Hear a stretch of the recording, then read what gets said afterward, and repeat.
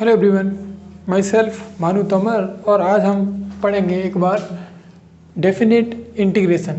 कुछ last video में मैंने बताया कि इंटीग्रेशन टू टाइप्स, एक इंडेफिनिट और एक डेफिनेट। इंडेफिनेट क्यों बोलते हैं? क्योंकि वो आपको एक एग्जैक्ट वैल्यू नहीं देता, उसमें plus C as a constant add करते हैं। वो क्या रीजन है? और डेफिनेट का क्या रीजन है? डेफिनेट का मीन क्या होता है? Exact value with particular interval of that function. तो जनरली इसमें हम वही इंटीग्रेशन करेंगे जो हमने अब तक सीखा है, लेकिन कुछ इंटरवल के लिए है ना, कुछ इंटरवल के लिए हम वो सीखेंगे, तो जिसे हम बोलते हैं डेफिनेट इंटीग्रेशन। अब हम पढ़ेंगे आगे। Let's begin start definite integration. तो जनरली अगर मैं आपको बोलूं कि मुझे ए से लेकर बी एक पर्टिकुलर लिमिट आपको दी गई है, एफ एक्स एक फंक्शन है और इसका मुझे इंटीग्रेशन करना है, तो मैंने इंटीग्रेशन किया capital x capital F x ये किया है, प्लस सी नहीं रखा तो क्या किया, लिमिट लगाएंगे। क्या लगाएंगे? लिमिट। अब देखो ये लिमिट क्या होती है, जस्ट मैं आपको एक समझाता हूँ। यहाँ जनरली ये मेरे पास क्या है, ये लोअर लिमिट है, लोअर लिमिट। ये क्या है? Upper limit. अगर मैं इसको interval of A comma interval of B, इसको क्या बोल सकते हैं? इसको बोल सकते हैं इंटरवल ऑफ इंटीग्रेशन। क्या बोलेंगे? Interval of integration. तो मुझे जब मैं अगर इसको सॉल्व करूंगा तो मुझे क्या मिलेगा? F of capital F b minus capital F of a. जो भी मुझे फाइनल मिलेगा that is the final answer. अब हम मैं पढ़ूंगा ये पर्टिकुलर लिमिट क्या है, तो लिमिट का क्या यूज है। क्या मैं अभी तक क्या पढ़ता था, जैसे एफ एक्स इक्वल टू आपको साइन एक्स दिया हुआ है, मुझे इसका इंटीग्रेशन करना है, तो integration of sine x D x. तो जब मैं इसका करता था तो क्या हो जाता था? कॉस एक्स प्लस सी। जनरली यही हो जाता था। अगर मैं साइन एक्स का ग्राफ बनाऊं, this is the x axis, या फिर मैं बोल सकता हूँ 0 डिग्री है, ये वाई एक्सिस के अलाउ क्या होता था, साइन एक्स का जैसे मैं ग्राफ अगर बनाऊं तो ऐसे चला जाता था, ये 0 था। यहाँ पर क्या होता था, नाउ वी गेट पाई/2 और नाउ पाई, ऐसे चलता रहता था। तो मैं इस पर्टिकुलर फंक्शन की बात करूं इनडेफिनेट में, तो कोई पर्टिकुलर लिमिट नहीं है कहीं तक भी, जितना भी समय वो सब कैलकुलेट करना है। चलिए अब मैंने क्या किया, इस पर एक लिमिट लगा दी। मैंने बोला कि 0 से लेकर पाई/2 तक आपको सॉल्व आउट करना है। यानी कि इंटीग्रेशन क्या होता है, समेशन, यानी कि एरिया बोल सकते हैं। तो 0 से लेकर पाई/2, 0 से लेकर पाई/2 ये जो इंटरवल का जो एरिया है वो मुझे कैलकुलेट करना है। डेफिनेट का मतलब ये है। डेफिनेट का मतलब क्या है, एक लिमिटेड इंटरवल के लिए उस फंक्शन की वैल्यू डिफाइन करनी है, यानी कि एरिया निकालना है। तो ये है कंडीशन। अगर मैं अब इसका 0 से लेकर पाई/2 करूँ तो मुझे क्या मिलेगा? यहाँ पर मैं बोलता हूँ 0 से लेकर पाई/2, तो मैं क्या बोलूँगा, कॉस पाई/2 माइनस कॉस 0 ये बोलूँगा, तो मुझे क्या मिलेगा? यहाँ पर पाई/2 क्या हो जाएगा, 0 माइनस कॉस 0 1, तो -1 अगर मैं यूनिट निकालूँ, तो अगर मैं एरिया निकालूँ तो एरिया कभी भी नेगेटिव नहीं होता, तो ये क्या मिलेगा, 1 यूनिट इसका एरिया होगा। तो ये है हमारा डेफिनेट इंटीग्रेशन। तो कुछ आप जैसे मैंने एक फंक्शन और ले लिया है, यह एफ एक्स इजकल टू ई की पावर एक्स, बहुत ही सिंपल है बिल्कुल। तो अगर मैं इसका इंटीग्रेशन करूँ, इंटीग्रेशन ऑफ ई की power x D x with interval 1 से लेकर 3, तो मुझे क्या मिलेगा, ई एक्स का डिफरेंशिएशन कितना होता है, ई की एक्स, इंटीग्रेशन भी यही होता है। तो इंटीग्रेशन करेंगे ई की पावर एक्स और लिमिट लगा दूंगा 1 से लेकर 3, तो क्या मिलेगा, E3 माइनस ई। अगर मैं ई कॉमन ले लूँ तो मुझे E² माइनस 1। तो क्या है ना, अब हम मैं प्लस सी इसमें कैलकुलेट नहीं करता हूँ, क्योंकि मुझे पता है कि किस इंटरवल के लिए निकालना है। तो ये है डेफिनेट। इनडेफिनेट में क्या करते थे, मुझे पता ही नहीं रहता था तो कितना मुझे कैलकुलेट करना है, तो मैं एज ए कांस्टेंट, क्योंकि सारे वेरिएबल पार्ट्स ये कैलकुलेट करता है, इसके बाद जो टर्म बचते हैं वो मुझे क्या मिलेंगे इनडेफिनिट में। यहाँ पर्टिकुलर आपको फिक्स आपको गिवन एक इंटरवल है जिसका एरिया निकालना है, तो कोई कांस्टेंट टर्म नहीं होता। जैसे एक एग्जांपल मैं यहाँ देता हूँ, मैंने शुरुआत में बताया था कि इंटीग्रेशन का दूसरा नाम एंटी डेरिवेटिव भी होता है, यानी कि डेरिवेटिव का उल्टा। तो क्या बोलता था, D of D x of sine x, तो क्या होता था कॉस एक्स, साइन एक्स क्या होता था cos x, sorry minus calculate करोगे आप तो माइनस यहाँ माइनस माइनस प्लस यहाँ तो प्लस यहाँ प्लस यहाँ, नाउ वी गेट सॉल्व। तो यहाँ पर अगर मैं इसका ये डिफरेंशियल साइन का कितना होता है कॉस, अगर मैं कॉस का इंटीग्रेशन करूँ integration of cos D x तो मुझे क्या मिलेगा साइन एक्स। तो मैंने यही पढ़ा था क्या होता है ये एंटी डेरिवेटिव होता है। मैंने एक फंक्शन लिया आपको एग्जांपल के लिए, मैंने बोला एक्स स्क्वायर प्लस 2, इसका मैंने डिफरेंशिएशन किया है एफ डैश एक्स, तो मुझे क्या मिलने वाला है 2x। अगर मैंने वापस एक फंक्शन लिया एक्स स्क्वायर प्लस 3, तो कर्व तो मतलब शिफ्ट करता जा रहा है, तो मुझे यहाँ भी इसका डिफरेंशिएशन क्या मिलेगा 2x।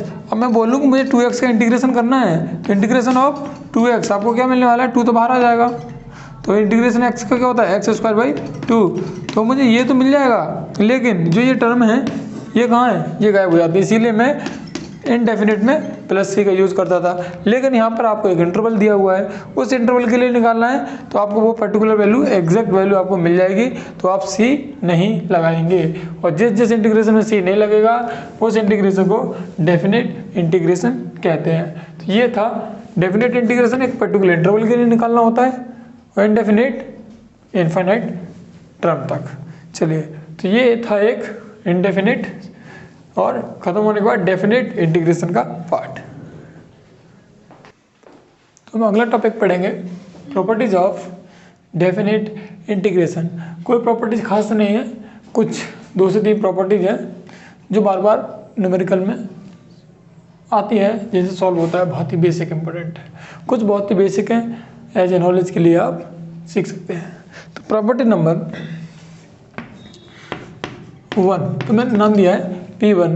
अगर कोई भी फंक्शन है ए से लेकर बी तक, एक fx कोई फंक्शन है dx, अब क्या करूँगा मैं, लिमिट तो सेम रहेंगी ए से लेकर बी। क्या है यहाँ पर वेरिएबल क्या है x, यहाँ dx है। तो अगर मैं चाहूँ तो एक एफ जेड डी जेड लिख सकता हूँ without changing the limits of integration. तो मैं बोल सकता हूँ इस टाइप को बोलते हैं variable change, variable change properties. चलिए, तो एक में क्या करते हैं, अगर वेरिएबल चेंज करेंगे तो कोई फर्क नहीं पड़ेगा। फॉर एग्जांपल, अगर मैंने इंटीग्रेशन ए से लेकर बी या 0 से लेकर pi sine x D x लिखा है, अगर मैं इसको ऐसे लिखूं 0 से लेकर पाई साइन, अब एक्स की जगह कुछ भी लिख दूं, मैंने यहाँ पे जेड लिखा, मैंने टी मान लिया, टी डी टी, तब भी आंसर में कोई चेंज नहीं आएगा। प्रॉपर्टी नंबर 2, ये बहुत ही बेसिक प्रॉपर्टीज़ हैं कि अगर कोई भी लिमिट दी है आपको विद द फंक्शन, एक फंक्शन दिया हुआ है एफ एक्स डी एक्स, अगर मैं इनकी लिमिट को इंटरचेंज करूं तो क्या करेंगे, बी नीचे आ जाएगा, ए ऊपर आ जाएगा, तो लिमिट क्या अपोजिट साइन दे देगी, लिमिट क्या दे देगी माइनस साइन का यूज करेंगे, और मैं इसको एज इट इज सॉल्व कर सकता हूँ। तो ये था। अगर मैं इसका भी एक एग्जांपल दूँ तो आपको समझ में आ जाना चाहिए कि इंटीग्रेशन ऑफ e की पावर x 1 से लेकर 3 dx, तो मुझे क्या मिलेगा इंटीग्रेशन 3 to 1, तो लिमिट चेंज माइनस e की पावर x dx, e की पावर x का इंटीग्रेशन आता है, बहुत अच्छे से मैं सॉल्व कर सकता हूँ। ये प्रॉपर्टी नंबर 2। अगर मैं प्रॉपर्टी नंबर 3 की बात करूँ तो प्रॉपर्टी नंबर 3 होती क्या है कि कोई भी लिमिट है ए से लेकर बी, बहुत ही बड़ा फंक्शन है ये dx। अगर मुझे ये एक से ज़्यादा इंटीग्रेशन में मैनिपुलेट करना है, यानी कि एक से दो फॉर्म में तोड़ना है, तो a से लेकर b जाते समय मैं क्या करूँगा, यहाँ पर a, यहाँ पर क्या करूँगा, पहले मैं a से c गया, a से c जाऊँगा तो fx dx, फिर मैं क्या करूँगा c से b जाऊँगा, तो वो a से b और c से d, यानी कि फाइनल इनिशियल लिमिट और final limit a to b, मैं इसको कुछ ऐसे भी लिख सकता हूँ, आप भी लिख सकते हैं। तो ये अगर मैं इसका एक एग्जांपल दूँ, आपका एक NCERT का न्यूमेरिकल रिसी में है, आपको दिया गया है कि ये -5 से लेकर 5 है, आपको ये फंक्शन दिया है x - 2 dx। तो मैं क्या करूँगा, पहले इसको जीरो करके देखूंगा कि किस पर्टिकुलर इंटरवल पे जीरो हो रहा है, तो 2। तो पहले मैं इसको करूँगा क्या, -5 से 2 प्लस 2 से लेकर प्लस का 5, x + 2 और x + 2 dx लिख लो पीछे। ये अब मैं साइन चेंज के लिए देखूंगा कि ये इंटरवल या तो जीरो हो रहा है इन लिमिट के लिए, या तो जीरो हो रहा है, -2 है, यहाँ भी -2 है। अगर जीरो हो रहा है और नेगेटिव आ रहा है तो नेगेटिव साइन, ये जीरो हो रहा है या फिर पॉजिटिव हो रहा है तो पॉजिटिव साइन के साथ इसे एक्सपेंड कर देते हैं। ये थी लिमिट्स। अगर मैं प्रॉपर्टी नंबर 4 पढ़ लें, अगर कोई भी इंटरवल क्या है, a से लेकर 0 से लेकर a या फिर a से लेकर b गया है, fx dx, fx क्या फंक्शन है, आपको एग्जांपल की तरफ समझ में आ जाना चाहिए। तो कोई भी फंक्शन है fx dx, वो a से लेकर b तक जा रहा है, तो लिमिट तो यही रहेगी a से लेकर b। अगर मैं इसको f ऑफ इन दोनों का add a + b - x dx लिखूं, तब भी कोई फर्क नहीं आएगा।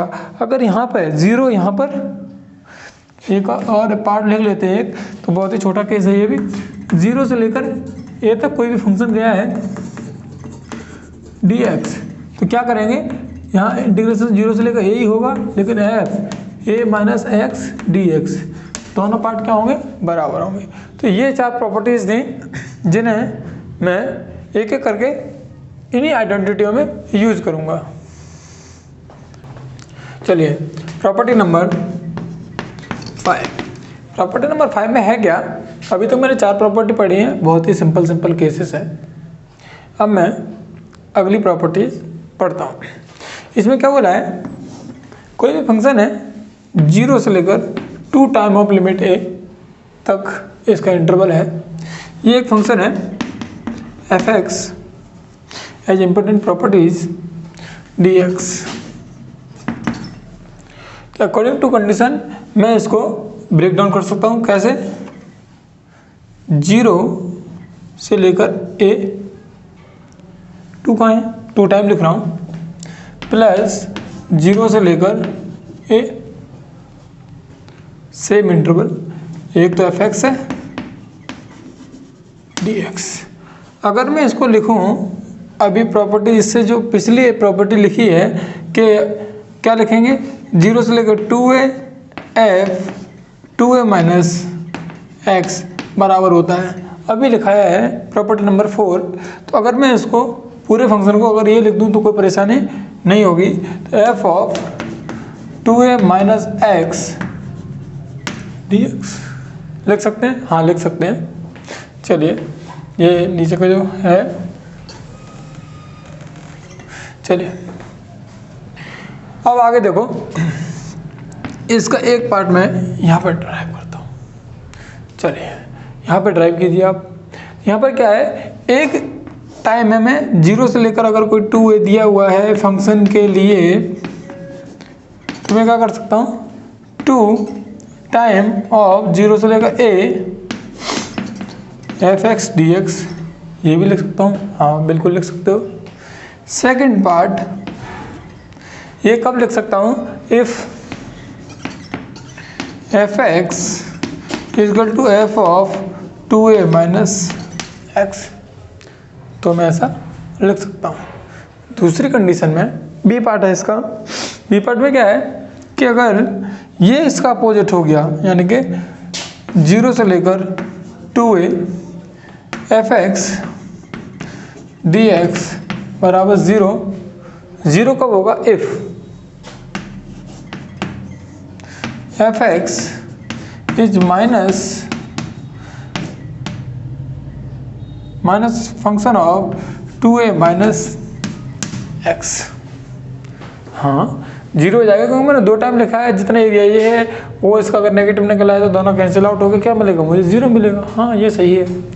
प्रॉपर्टी नंबर, अगर मैं 6 की बात करूँ, प्रॉपर्टी नंबर 6 मुझे क्या बताती है, प्रॉपर्टी नंबर मुझे 6 ये बताती है कि ये 0 से लेकर ये 2 टाइम था, ये कितने भी टाइम बना रहे, मैंने n टाइम कर दिया है फंक्शन fx दिया हुआ है dx, तो इसे मैं लिख सकता हूँ n, क्योंकि जो नंबर था वो नीचे आ गया, इंटीग्रेशन ऑफ 0 से लेकर a fx कब है ये, if fx equal to f of a plus x।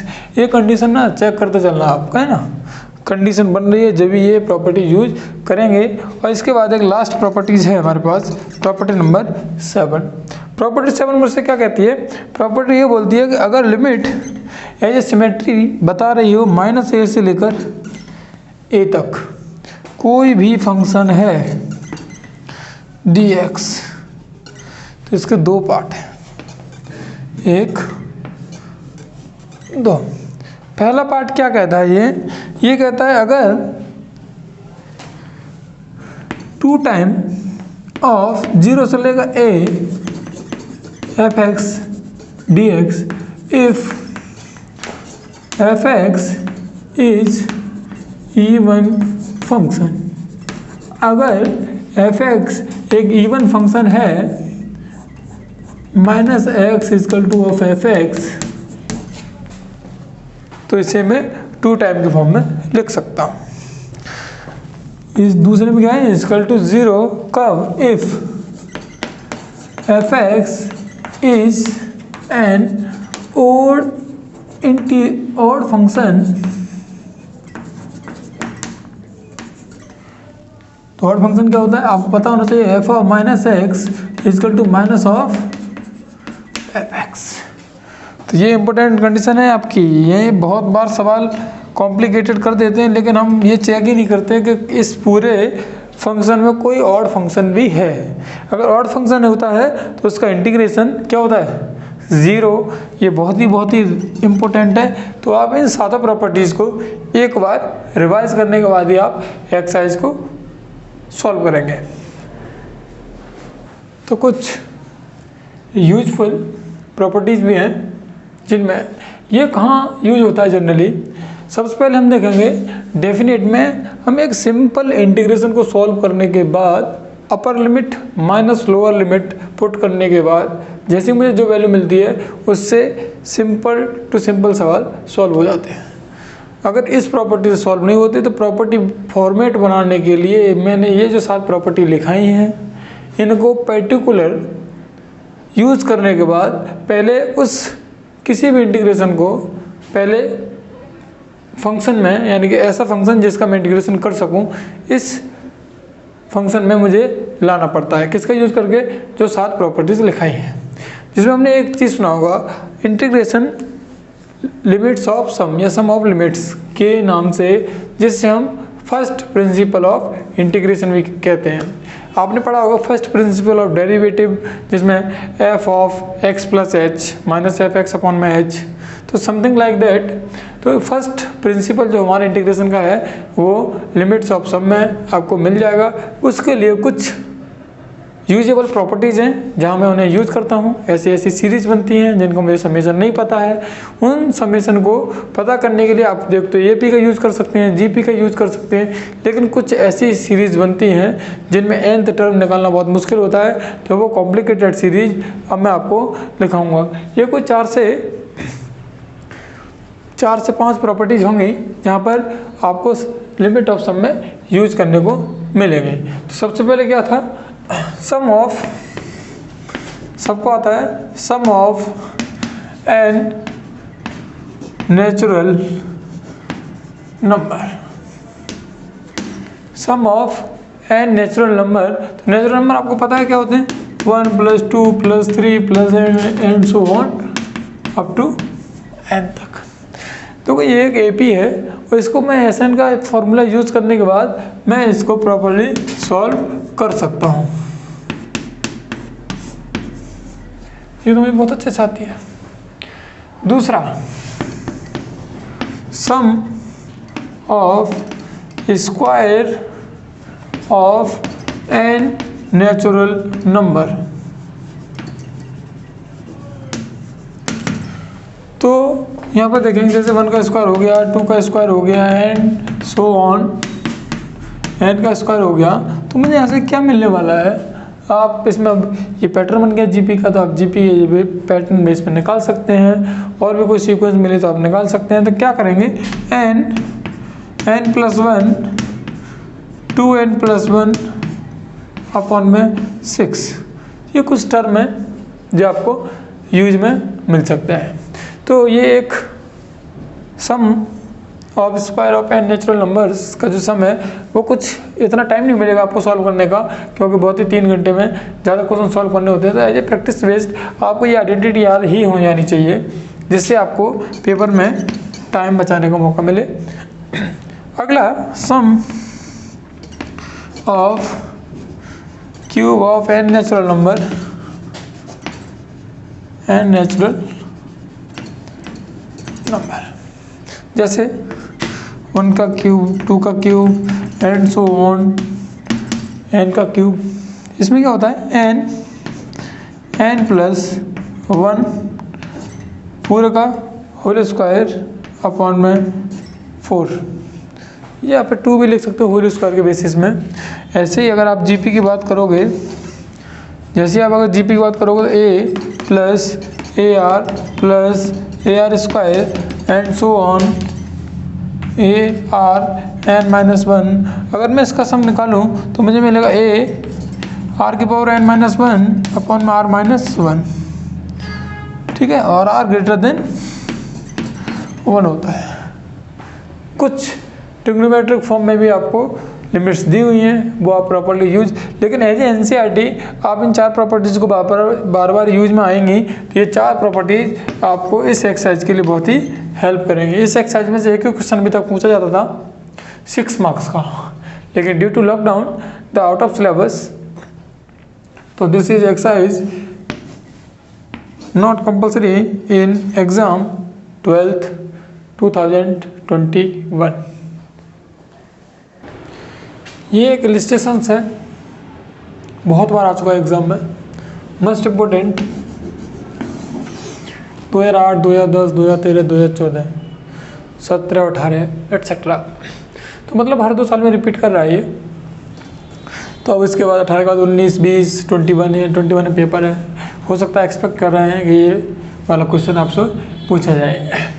तो इसमें क्या है, बेटा यूजेज ऑफ प्रॉपर्टीज, प्रॉपर्टी का यूज़ करने के बाद जनरली अगर मैं ऐसे करूँगा तो डिवाइड रूल में कोई इंटीग्रेशन नहीं होता है, तो डिवाइड रूल से पहले मुझे सिंपल फॉर्म में फॉर्मेट बनाना पड़ेगा। तो format with the use of their properties of definite integration का यूज़ करना पड़ेगा। तो क्या करना है, एक आपको प्रॉपर्टीज अभी अलॉटेड की बताई गई थी, जिसमें 0 से लेकर पाई fx dx होता है, या a है, ये ले लो यहाँ पे। तो क्या लिखेंगे, f ऑफ a - x 0 से लेकर a dx।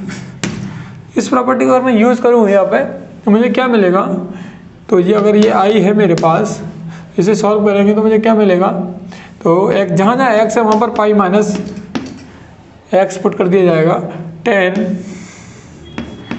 Pi minus x upon में sec pi minus x plus 10 pi minus x integration of dx 0 से लेकर पाई।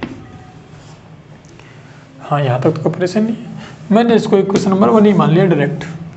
इसके बाद अगर मैं पाई माइनस x, अगर यहाँ पर x 90 से छोटा है तो 10 pi minus x minus 10x होता है, ये भी माइनस, इसमें माइनस, ये भी माइनस, तो माइनस माइनस कॉमन लेने के बाद क्या किया, कैंसिल आउट। सॉल्व कर लेते हैं। तो pi minus X, tan pi minus X minus of tan X, sec pi minus X minus of sec X minus of tan X. Minus common लेने के बाद ये मिल गया मुझे, तो माइनस से माइनस क्या हुआ, कैंसिल आउट, और ये आपको जीरो से लेकर पाई, कोई फर्क नहीं। ये क्वेश्चन नंबर सेकंड है। चलिए, बोला गया है एडिंग इक्वेशन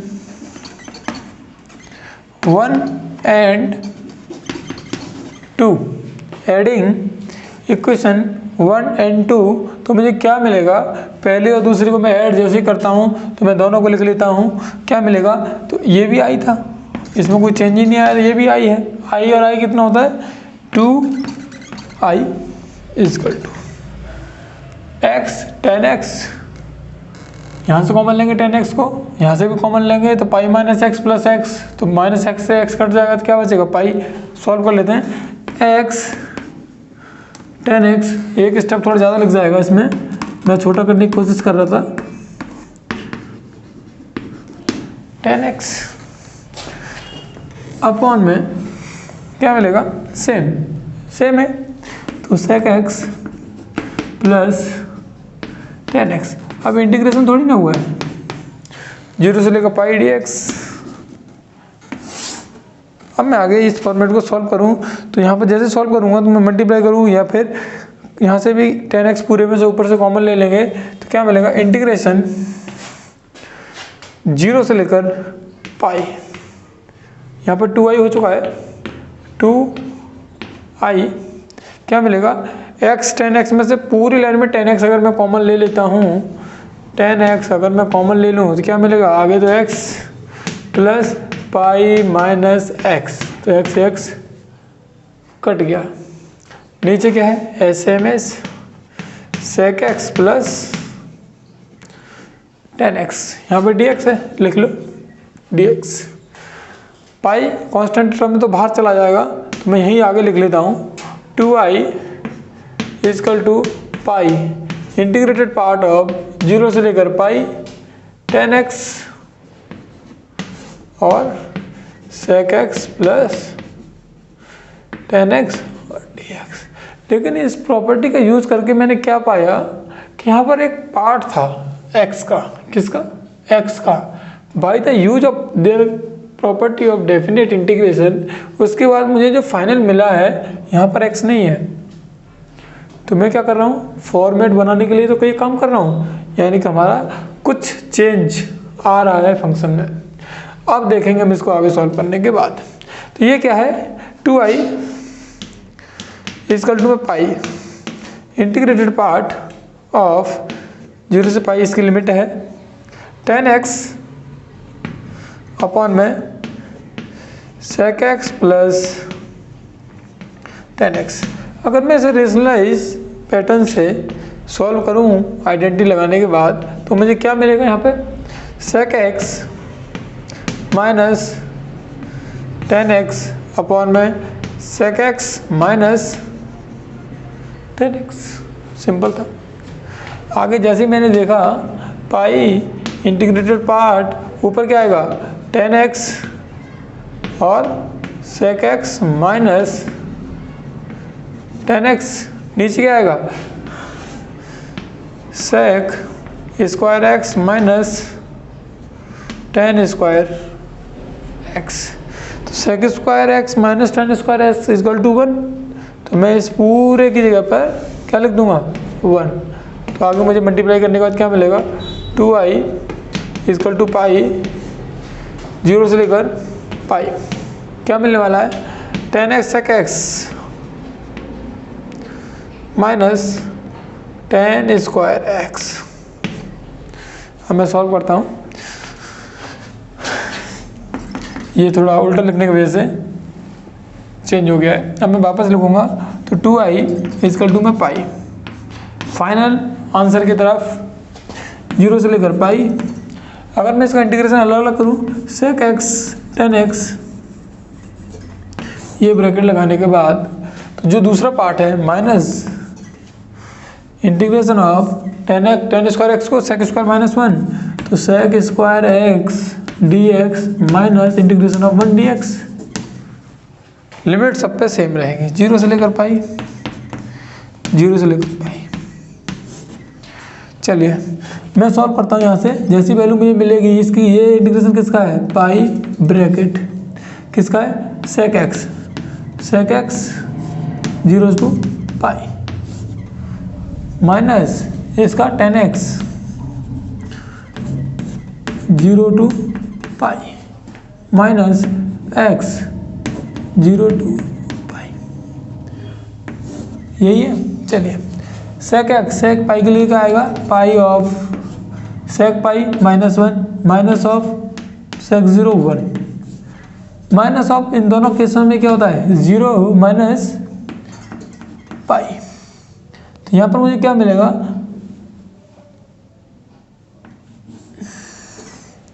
यही, यस। तो क्या मिलेगा यहाँ पर, माइनस टू माइनस पाई, ऐसे ही मिलेगा। Just a minute, yes, minus two minus pi. तो माइनस कॉमन लेने के बाद pi plus one, sorry two, ये पाई पहले से बाहर था, इजकल टू में टू आई। तो यहाँ से मुझे आई की वैल्यू क्या मिलेगी, I equal to pi plus two upon में टू, वो भी नेगेटिव। ये हमारा आंसर है, बहुत ही कॉम्प्लिकेटेड। ये दो स्टेप आपने ज़्यादा सॉर्ट आउट हुआ है, इसलिए थोड़ा कॉम्प्लिकेटेड हो गया है। तो आप ये पैटर्न था डेफिनेट इंटीग्रेशन का। तो डेफिनेट इंटीग्रेशन प्रॉपर्टी का क्या रोल है, प्रॉपर्टी का बहुत बड़ा रोल है। प्रॉपर्टी से पहले मुझे पर्टिकुलर फॉर्मेट में लेके जाना पड़ता है, उसके बाद कहीं मैं सिंप्लीफाई करके इंटीग्रेशन करता हूँ। इंटीग्रेट करने के बाद लिमिट पुट करो, जो भी है दैट इज द आंसर। दो सिंपल इलस्ट्रेशंस हैं, जिसे करने के बाद हम डेफिनेट इंटीग्रेशन में लगभग कंप्लीट पैटर्न को हम यूज़ करेंगे। डिफरेंट टाइप के क्वेश्चंस हैं, उनको भी सॉल्व करना है। तो देखते हैं, पहले ये दो इलस्ट्रेशन देखने के बाद मैं आगे बढ़ूँगा। यहाँ पर देखते हैं, ये मुझे इसका इंटीग्रेशन करना, इंटीग्रेशन इसकी जो लिमिट है zero to one D x upon में वन प्लस एक्स स्क्वायर। दूसरा एग्जाम्पल है मेरे पास, if integration of zero to one bracket three x square plus two x plus k equal to zero, यानी इसका इंटीग्रेशन इस limit में करने के बाद जीरो आता है, तो मुझे के बताना है, फाइंड द वैल्यू ऑफ के।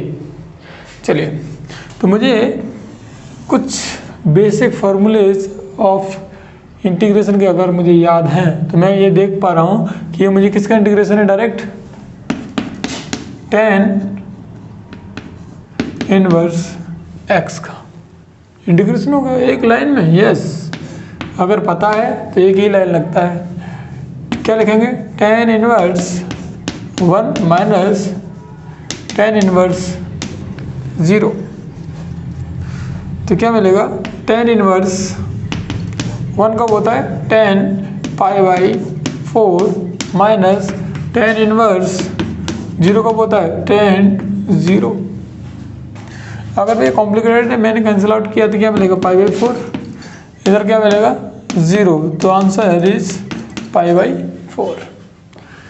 अगर मैं एक एग्जांपल और करूं, जैसे integration minus pi by two से लेकर पाई बाई टू साइन की पावर 7 dx, ये इंटीग्रेशन करना है। तो सबसे पहले मुझे ये पता होना चाहिए लिमिट लगी है। मैंने एक प्रॉपर्टी लिखाई थी, अगर माइनस ए से लेकर ए है एफ एक्स, तो मुझे सबसे पहले क्या करना चाहिए, फंक्शन को चेक कर लेना चाहिए ऑड है या फिर इवन। ऑड क्या होता है, minus X equal to F X minus का, यहाँ पर F of minus X equal to F X. तो जैसे ही मैंने साइन यानी कि एफ एक्स साइन की पावर 7x को जैसे ही मैं चेक करूँगा, तो मैंने यहाँ पर क्या किया, एफ ऑफ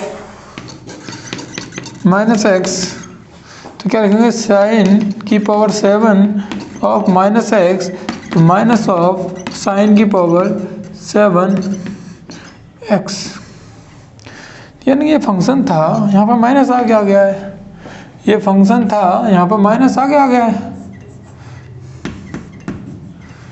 तो ये कैसा है, ऑड फंक्शन है। तो ऑड फंक्शन का इंटीग्रेशन मैंने क्या बताया था, 0। क्या बताया था, 0। तो आपको ज़्यादा जाना ही नहीं है, आप सबसे पहले ऐसे टाइप के लिमिट्स में सबसे पहले मैं ये देखूंगा this is function is odd and even, उसके बाद मैं आगे सॉल्व आउट करूंगा। ये मेरे पास तीसरा एग्जांपल है, तो ये एल्जेब्रिक एग्जांपल है, तो इसमें एक आइडेंटिटी आपको बेसिक दिखाई गई थी। अगर x power n d x का इंटीग्रेशन करेंगे तो x power n plus one plus c होता था। एक अगर लिमिट नहीं दी है, यहाँ पर लिमिट दिए, देखते हैं क्या मिलेगा मुझे। तो मैं इसका करूँगा 3x³ अपॉन में 3 प्लस 2x² अपॉन में 2 प्लस का kx, लिमिट 0 से 1 और इसके इंटीग्रेशन है 0, क्योंकि बोला गया है। ठीक है, ये कैंसिल आउट, ये भी कैंसिल आउट, तो क्या मिला x³ प्लस x² प्लस का kx 0 to 1, और ये क्या है 0। पुट करो 1 का cube plus 1 square plus k into 1, के ही रहेगा, माइनस 0 करोगे तो 0 का क्यूब प्लस 0 का स्क्वायर प्लस k इंटू में 0 बराबर में 0। ये तो कंप्लीट ब्रैकेट आपको 0 की तरफ ले गया है। यहाँ पर क्या मिलेगा 1 plus 1 plus k equal to 0, 2 plus k equal to 0, तो k की वैल्यू -2। ये बहुत ही सिंपल टाइप के पैटर्न है, बहुत ही आसानी से हो जाते हैं। हम एक दो सवाल करके और देखते हैं जिससे हमारा डेफिनेट इंटीग्रेशन का जो पार्ट है कंप्लीटली सॉल्व हो जाए। हम वही फॉर्मूले या वही आइडेंटिटी यूज़ करेंगे जो हमने इंडेफिनेट में की हुई है इंटीग्रेशन को सॉल्व करने के लिए। कुछ डेफिनेट के लिमिट के बेसिस पे कुछ प्रॉपर्टीज़ है, वो हम सिर्फ और सिर्फ डेफिनेट इंटीग्रेशन में ही यूज करेंगे। चलिए, ये दो इलस्ट्रेशंस हैं जिनके बाद आपको कंप्लीट पैटर्न समझ में आ जाएगा। तो यहाँ पर ये identity in the form of divide, ये डिवाइड फॉर्म में है, और डिवाइड फॉर्म में कोई भी पैटर्न इंटीग्रेशन को नहीं कराता, कोई भी आइडेंटिटी इस फॉर्म में इंटीग्रेट नहीं कर सकते। तो क्या करेंगे, ये लिमिट लगी है, तो डेफिनेट लिमिट में, डेफिनेट इंटीग्रेशन में आपको कुछ प्रॉपर्टीज़ लिखाई गई हैं, उनका यूज़ करने के बाद इसको एक पर्टिकुलर फॉर्मेट में एक्सपेंड करने की कोशिश करेंगे। यहाँ पर ये आई है, लिमिट सेम रहेंगी π/2, और आपने अब मैं कर ही देता हूँ। तो यहाँ पर क्या है sin x अपॉन में sin x plus cos x dx।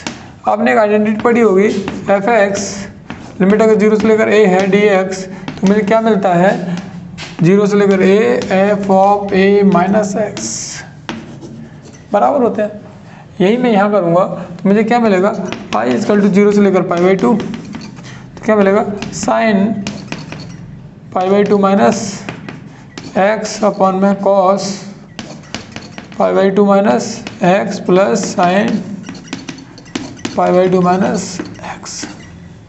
जैसे मैं इसे सिंप्लीफाई करता हूँ तो मुझे क्या मिलने वाला है कॉस एक्स अपॉन में sine x plus cos x D x integrated part I 0 से लेकर π/2। Equation number second, adding equation 1 and 2, adding equation 1 and 2, तो मुझे क्या मिलने वाला है कंप्लीट फंक्शन i 2i हो जाएगा, और मुझे 0 से लेकर π/2, यहाँ क्या मिलेगा sine x plus cos x upon में sine x plus cos x. Now we cancel out, मुझे क्या मिलेगा 1, और 1 का क्या होता है x, x की लिमिट सीधी लगा दूँ 0 से π/2, तो मुझे क्या मिलेगा π/2 इजकल टू 2i। यहीं मैं सॉल्व कर देता हूँ, तो i इजकल टू π/4। ये एरो ऐसे, तो ये टाइप है बहुत ही सिंपल। यहाँ पर मुझे इंटीग्रेशन कैसे करना पड़ा 1 का, इससे पहले मैंने क्या किया सिर्फ और सिर्फ simplify with the property is use, तो इसीलिए प्रॉपर्टी बहुत यूजेबल है, काम की है। मैं ये इलस्ट्रेशन और कराऊंगा, उसके बाद लगभग हर टाइप का सवाल आपका डेफिनेट इंटीग्रेशन में कवर हो जाएगा। यहाँ पर देखेंगे हम इस टाइप के सवाल हमने बहुत पहले कर चुके हैं। सब्स्टिट्यूट तो पढ़ा होगा हमने। सब्स्टिट्यूट में क्या करते थे, हमें ऐसा फंक्शन लेट करते थे जिसका डिफरेंशिएशन आपको गिवन हो। तो लेट x पावर 5 प्लस 1 को मैंने क्या मान लिया t, और इसका डिफरेंशिएशन करेंगे तो क्या मिलेगा 5x 4dx इक्वल टू में d और t। चलिए ये dt है, ये क्या है t, तो यहाँ पर dx और इसकी जगह पे मैं क्या पुट कर दूंगा dt, तो मुझे और ये इसकी जगह पे t, तो अंडर रूट के अंदर t इंटीग्रेट -1 से लेकर 1 dt, ये यस ठीक है। तो ये क्या है इंटीग्रेशन -1 से लेकर 1 t की पावर 1/2 dt, इंटीग्रेट करोगे क्या मिलेगा t की पावर 3/2 -1 से लेकर 1, तो 1 की पावर 3/2 ये 2/3 में, तो 2/3 बाहर ले लो ब्रैकेट 1 की पावर 3/2 माइनस ऑफ -1 की पावर 3/2, तो ये क्या है 1 - 1 सॉल्व होने के बाद 2/3, तो 2/3 0 0, तो मुझे आई मिला क्या 0। आप बहुत सिंपल तरीके से देखोगे, ये दो इलस्ट्रेशन हैं जिनमें कराने के बाद कुछ डायरेक्ट फॉर्मेट, तो जनरली एनसीईआरटी में एक्सरसाइज 7.11 में पहले 6 क्वेश्चन इसी प्रॉपर्टी पे बेस्ड है। तो अब हम डेफिनेट इंटीग्रेशन आज हमने ख़त्म किया हुआ है। ख़त्म करने के साथ साथ कुछ इलस्ट्रेशंस आप अपने सपोर्टिंग मटेरियल के तौर पे प्रैक्टिस के तौर पर कर सकते हैं। कोई 8 से 10 क्वेश्चन या 10 से 15 क्वेश्चन भी अगर आपने 1-2 दिन में लगा दिए, कर लिए, सॉल्व करने के बाद आपको इस कंसेप्ट में कोई भी डाउट नहीं मिलेगा। और इससे लगभग अभी तक 12 नंबर का आता था, लेकिन ड्यू टू एक sum of the limits format ने होने के बावजूद ये कम से कम 6 नंबर के 2 बहुत ही इजी पैटर्न पर क्वेश्चन डालेगा। यही बहुत बेसिक कंसेप्ट पर क्वेश्चन बनेंगे। तो ये था हमारा डेफिनेट इंटीग्रेशन। तो इसे आप कंप्लीटली देखने के बाद आप जितने भी एग्जाम्पल कराएं वापस एक बार करें, जिससे आपका कंसेप्ट बहुत ही अच्छे से क्लियर हो जाए।